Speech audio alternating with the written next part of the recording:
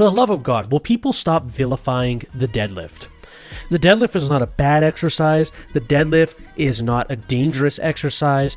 The deadlift is not an exercise to be scared of. But for some reason, it's become trendy to hate on the deadlift. Now, is deadlift my favorite exercise? No, not at all. It's up there. I'm not gonna defend it till I'm blue in the face, but we've reached an era where it's trendy to not do the basics. And I talked about this in a previous video. There will be a time where it will be trendy to do the basics again. The influencers are just figuring out a way how to market it. That's all. The videos that I've seen where it's oh, don't do bicep curls like this, do them like this. And it's I was never going to bicep curl like that in the first place.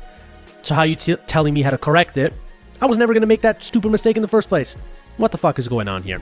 So here's the first mistake people make with deadlifts while vilifying it. Unless you're a competitive powerlifter, you don't have to do the off-the-floor deadlifts. End of story. You can raise them slightly, you could do block pulls. Anytime I have a client that has longer arms, longer torso, or just a body that's not conducive to deadlifting, what do? I put them on blocks first. Just 2 inches, 3 inches, just to see. Okay? They might need a wider grip.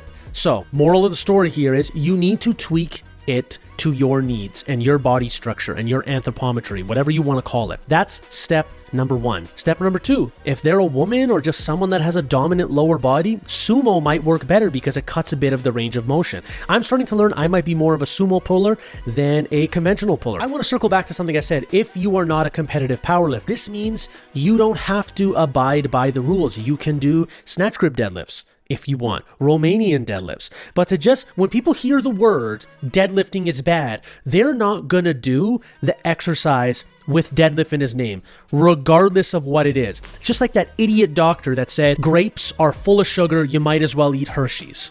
But grapes offer other things that Hershey's don't. So when people hear don't eat grapes, they're going to eat Hershey's, just like this instance. People are saying don't do deadlifts. Okay, I'm not going to do any deadlifts. But here's the best part. When people say, oh, why do deadlifts? You can just do a chest supported row, a barbell row, a lat pull down, and then they list 7 exercises that they do in replacement of deadlifts, and then talk about deadlifts are so hard to recover from. That's not time efficient at all to do 7 other exercises to replace 1. If you can deadlift and then do maybe 2 other back exercises, that's already a solid back and hamstring workout. Why would I replace 1 exercise with 7? Oh, but deadlifts make my back sore. Oh, but deadlifts are hard to recover from. Oh, deadlifts drain my energy. How about you stop being a pussy and get your work capacity up? If a couple of heavy sets of deadlifts a week are destroying you, you suck, bro. End of story. You suck. You are weak. You have no work capacity.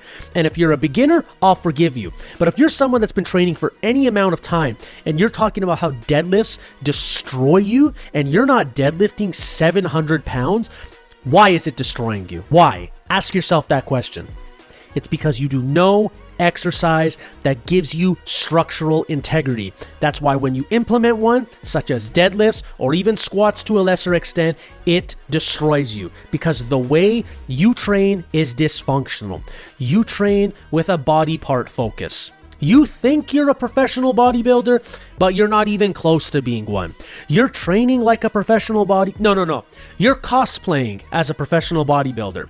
But you don't understand, all those professional bodybuilders did not do the routines that you're doing at the stage you are at. They trained like typical strength training. Bench press, overhead press, squats, deadlifts, rows, pull-ups. Those were the cornerstones of their routine. Did they do other exercises? Yes. Did they do all of those exercises all the time? No.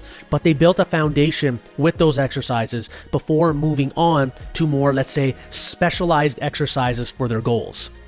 So point number 1 as to why you should not vilify the deadlift is because it's a very efficient exercise that stresses a lot of muscles at once. End of story. I'm not replacing 1 exercise with 7. That's freaking ridiculous. Now, you want to talk about too stressful? You know what's really stressful? 1 rep max deadlifts.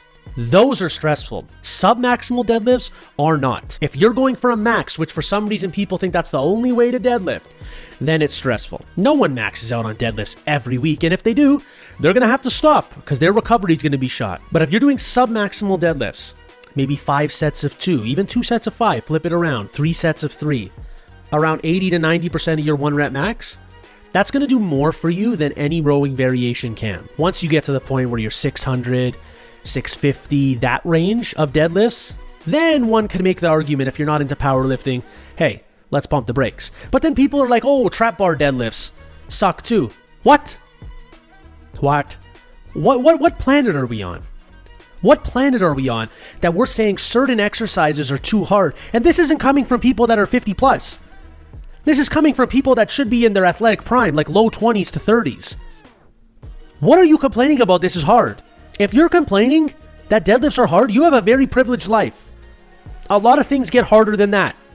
But one of the two things that I feel that are the best for deadlifts, first of all, it's going to kickstart your trap growth. Shrugs cannot replace deadlifts. I don't give a shit what anyone says. End of story. I don't give a shit what anyone says. If you can't deadlift 405, no amount of shrug is gonna help your traps. Glute development. I'd say most of my glute development came from deadlifts. I'm a very glute and hamstring dominant person, but at the same time I have big quads. It's weird. But lately I've been feeling a lot of the stress being taken over by my glutes and hamstrings. Spinal stabilization.